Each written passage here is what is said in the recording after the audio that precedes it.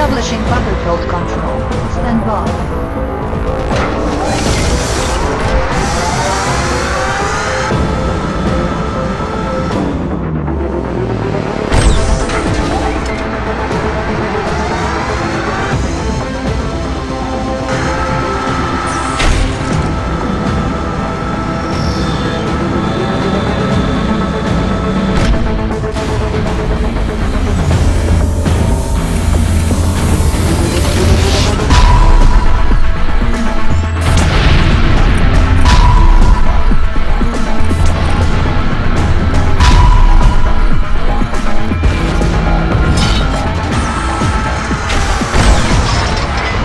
Battle control terminated.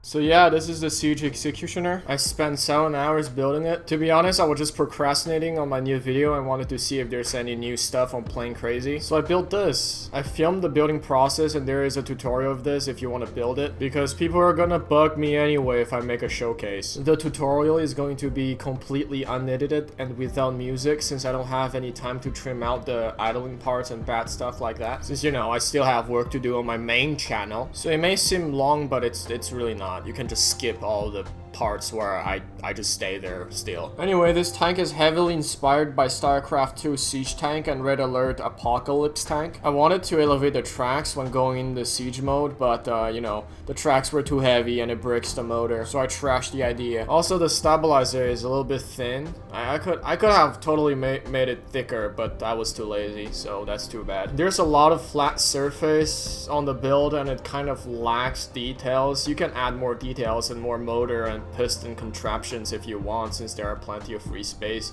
and flat surface, but I'm lazy, so I'm stopping right here. And the truth be told, I kind of forgot that blocks like 0.9 existed during the build. Funny thing is that this tank is not complicated and actually pretty simple to build. I built this using only the basic mechanics of the game, so no advanced techniques, MIT engineering or rocket science were used. Anyone can pick up the tutorial and finish it given enough time, and you can watch the first part of the tutorial if you are only interested in the chassis. Oh, and it can also somehow drive off-road thanks to the conveyor tracks. Now, the controls, there's a lot of them. QWAS is to move the tank. L is to toggle the light, F is to deploy the turret, TG and YH is to move the stabilizer, and X is to deploy it. E is to toggle siege mode for the front middle tracks. Numpad 4, 8, 5, 6 are to move the turret.